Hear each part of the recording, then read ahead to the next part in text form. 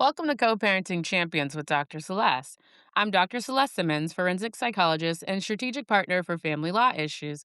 And this is the space where parents learn to shift their approach, build the life they actually want, and show up for their kids no matter what the other parent does. And if you're here and you're not a co-parent, these strategies might still be useful to you too, because learning how to focus on where you want to go instead of what you don't want, that changes everything in every relationship, including the one you have with yourself. Now, your time is valuable, and I want to be respectful of that. So, today we're going to do a co parenting champion soundbite. That is practical strategies you can use right now in about 5 to 10 minutes. Quick reminder, I'm here to offer insights and ideas. How you use them, that's completely up to you. And this isn't a substitute for mental health treatment, therapy, or any kind of legal advice. If you need that kind of support, please seek out a qualified provider. Now, let's get started because we know co parenting doesn't come with a playbook, but together, we can certainly figure out how to play the game. Your co parenting game plan starts now. I want to ask you something, and I want you to sit with it for a second. The thing I want to ask is, what is the story you're telling yourself about your co parent right now? And to really think about that, we're going to zoom out a bit because stories are not unique to co parenting. We all have stories about everything. Your story could be I'm not a good cook, I'm not a public speaker, I'm terrible with money, or I'm a good parent. I'm smart. I'm reliable. And these stories, they feel like facts because they're based on factual information. But here's the thing about stories even though they're based in reality because something happened, something was said, something was felt, and a conclusion was built around it, the problem is that conclusions have a way of hardening. So if you make a mistake as a parent and you feel like you're a good parent, does that now mean that you're not a good parent? And when you're smart, you tell yourself you're smart and you don't understand something, does that now cancel out the fact that you are smart? No, most of us would agree that's not the case. But stories don't always leave room for that nuance. So today, we're going to go back to that question. I'm not here to tell you whether or not your story about your co parent is true or if it's not true. That's not my job in this episode. But what I do want you to do is to examine the story. Because when you're operating from a story you've never questioned, you might be making decisions based on a conclusion. So before you try harder to fix things like communication, your schedule, or the relationship you have with your co parent, it's worth asking, is the story I'm carrying about this person actually serving my kids in the best way possible? So, to look at this, we're going to look at an example, and we're going to call our example Cameron. Now, Cameron thinks that he's a good parent. He's organized, he's consistent, he's committed to his kids. And Cameron has a story about his co parent that goes something like this. They do everything late on purpose. They know what they're doing. They're trying to make me look bad. So that's kind of more like three stories. But that's the story that Cameron has about his co parent.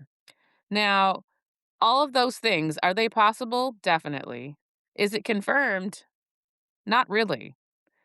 But Cameron lives inside the story and has been living inside the story so long that it's started to shape every single decision and every interaction. So he's bracing before conversations start because of these stories. He's reading hostility into texts that might just be rushed because of the stories. He's making co parenting decisions based on a narrative that has been built and not necessarily on what's happening in the moment.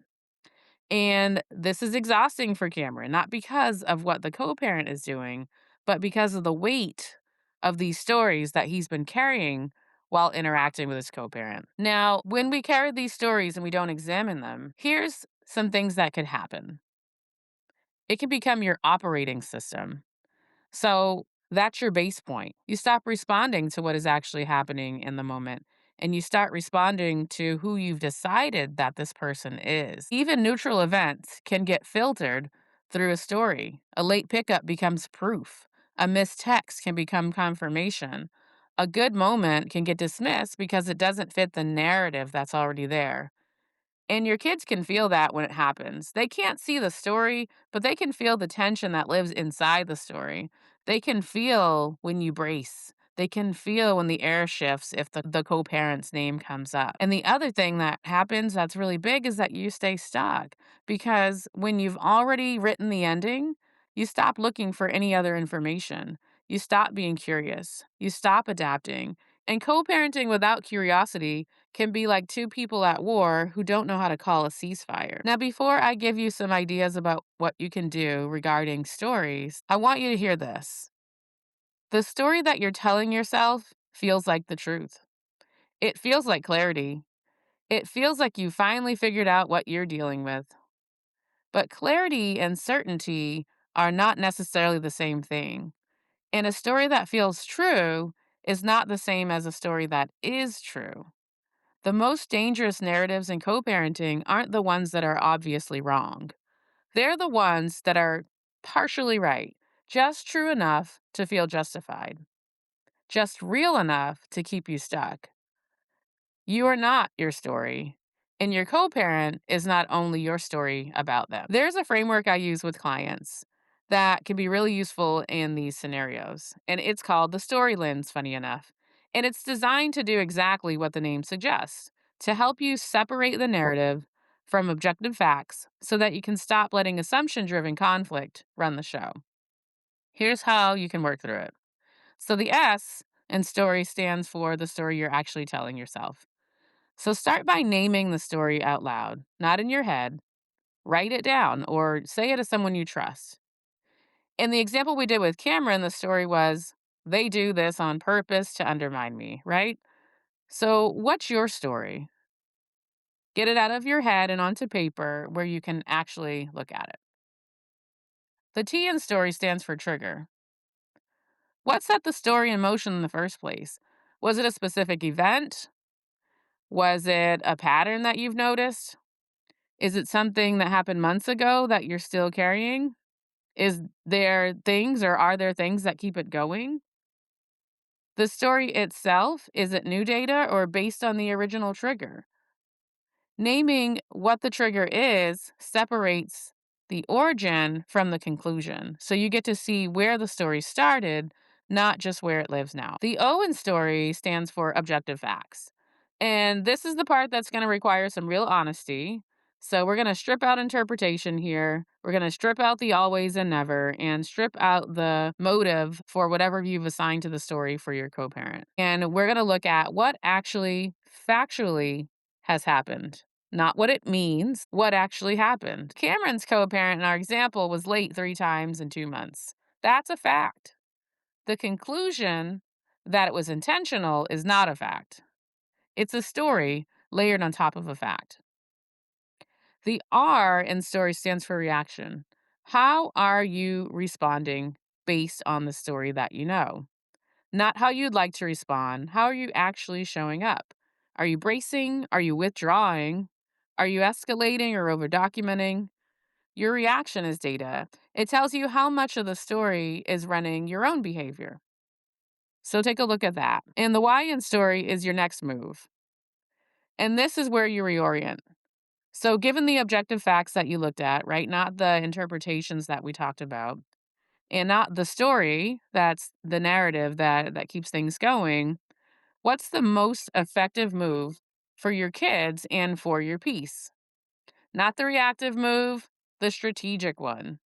Now, Cameron's next move in our example wasn't to confront his co parent about being late on purpose, it was to name the pattern without assigning a motive and to address it at the scheduling level instead of the relationship level. And that's how you work the story lens in action.